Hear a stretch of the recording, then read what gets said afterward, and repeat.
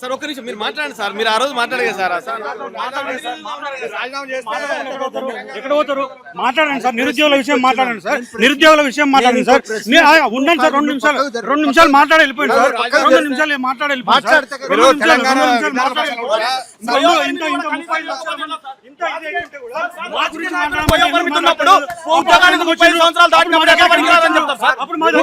రాజకీయ నాయకులకే వయో పరిమితి లేదు, కానీ పోలీసు ఉద్యోగాలకు 32 సంవత్సరాలు దాకా పనికిరాలని ఎలా డిమాండ్ చేస్తారు?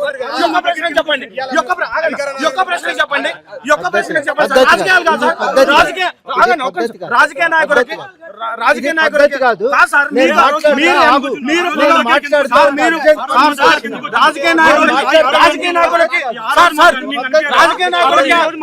నాయకులకు వయో పరిమితి లేనప్పుడు ఉద్యోగాలకు వయో పరిమితి ఎలా ఉంటుంది సార్? దాని మీద కూడా అప్లికేషన్ ఫీజు 1200, 1500. ఒక గ్రామీణ విద్యార్థి 3,000 రూపాయలు పెట్టి ఎలా చేస్తారు? ఇప్పుడు మాట్లాడా లేట్ అవుతుంది. నేను ఇంపార్ట్ సార్ ఒక డ్రెస్ మీట్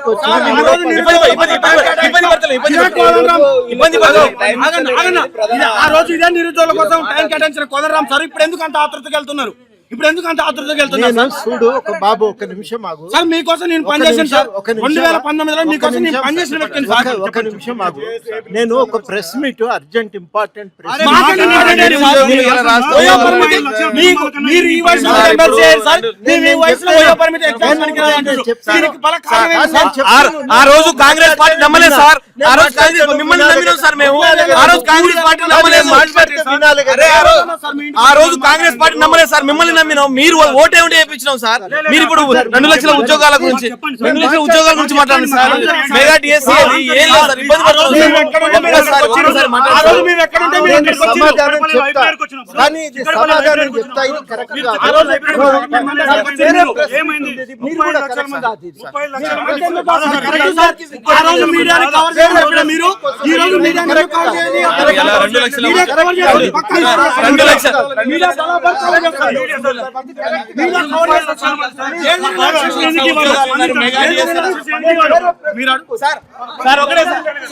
పద్ధతి కాదు.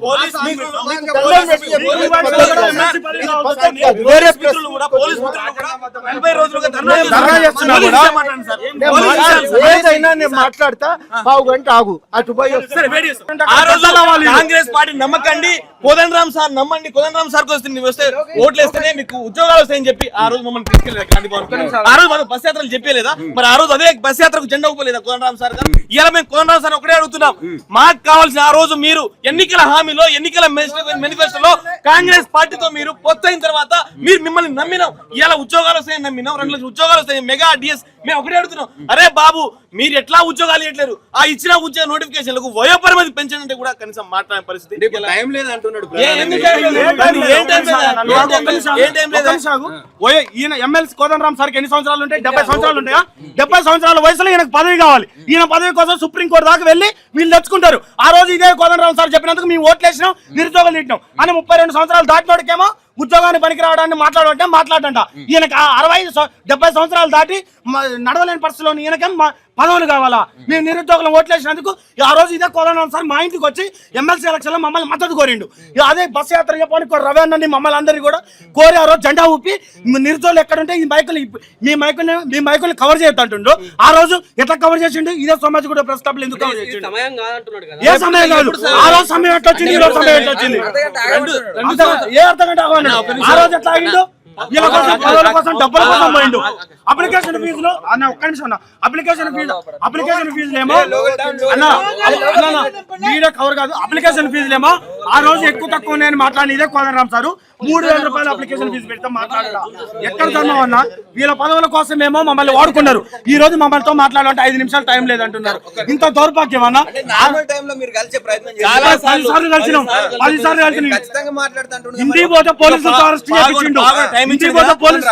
చేసిండు. బాగుండే టైం ఇచ్చింది కదా. 1/2 గంట కాదు, ఇలా నైట్ వరకు కూడా ఈయనే కూర్చుంటాం. ఆయన ఏం చెప్తాడు? ఎందుకంటే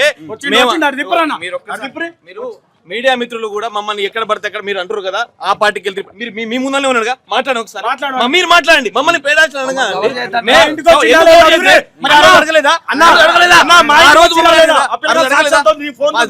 మాత్రం బస్ చెప్పలేదా?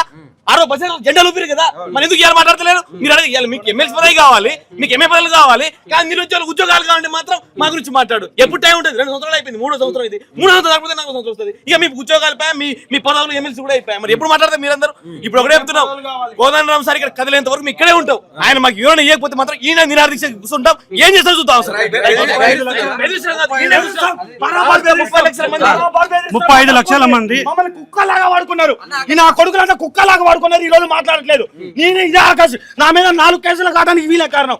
ఆ రోజు సెక్రటరీ ముట్టడానికి వీలు కాదని న్యూస్ కొలిపింది. నా మీద ఇప్పుడే కేసు నడుస్తుంది. నేను ఎవరు నాకు రెస్పాన్సిబిలిటీ? సమాధానం ఇవ్వకపోతే ఆ రోజు పోలీస్ అభ్యర్థులు ఓటేయమన్నందుకు ఈ రోజు నాకు ఏజ్ నాకు చదువుకోకుండా తిరగాల్సి వస్తుంది. ఆయన పౌర హక్కుల కోసం వచ్చినట్టున్నారు. 35 లక్షల మంది పౌర హక్కులు కదా, మేము పౌరులమని కనబడట్లేదా? ఈ రోజు ప్రధానంగా ఇప్పుడు మేము అడుగుతుంటే అడుగున మేము పౌర హక్కుల కోసం వచ్చినట్టు వాళ్ళ ఎమ్మెల్సీ పదవుల కోసం సుప్రీంకోర్టుకి వెళ్తారు. అదే దీనికోసం ఇది చేస్తారు. మా మీద పోరాటానికి సుప్రీంకోర్టుకి వెళ్తారు. అడుగడుగున మమ్మల్ని ఇబ్బంది పెడుతున్నారు. ఈ రోజు కోదండరాం గారు వచ్చారు. కోదండరాం గారు ఇక్కడ నుండి కదిలే ప్రసక్తి లేదు, కదిలేనిచ్చే ప్రసక్తి లేదు. ఆయన ఈ రోజు ప్రభుత్వం మొత్తం రాని, వీళ్ళ ఎన్నుకున్న బంధుగా వీళ్ళ కాంగ్రెస్ బంధుగల బలగం మొత్తం రాని ఇక్కడ నుండి కదిలిచ్చే పరిస్థితి లేదు. బరాబరి ఇప్పుడు ఆయన ఇక్కడ అడ్డుకుంటాం. ఆయన బయటికి వెళ్ళేంత వరకు లేదు. మా పౌర హక్కులు కావా? అందరి ఇంటికి వచ్చి మాతో ఓట్లు అడిగి పెట్టి ఆ రోజు మీకు కాంగ్రెస్ పార్టీ మీద నమ్మకం లేకపోతే చెప్పండి, మాకు హక్కు లేదా? మాట్లాడే హక్కు లేదా? నన్ను చూసి ఓటేయడంటే మేము కాంగ్రెస్ పార్టీని చూసి ఓటేయలేదు, కోదండరాం సార్ గారిని చూసే ఓటేసాం. ఎందుకంటే కోదండరాం సార్ నిజాయితీపరుడు, తెలంగాణ నిరుద్యోగం కొట్టాడని ఒక ఉద్దేశంతో కలిపితే ఇలా కనిపిస్తే కనీసం 2 నిమిషాలు కూడా మాట్లాడని పరిస్థితి నిరుద్యోగులు అందరూ గమనిస్తున్నారు. దీన్ని కూడా ఇప్పుడు కూడా మాకు 15 నిమిషాలు సమాధానం ఇస్తామని చెప్పి 15 నిమిషాలు కాదు, ఇలా మొత్తం ప్రోగ్రామ్ కాదు, మాతోటి మాట్లాడకపోతే ఇక్కడే నిరాదీక్ష చేస్తాం. ఎవరు చూస్తారో చూస్తాం.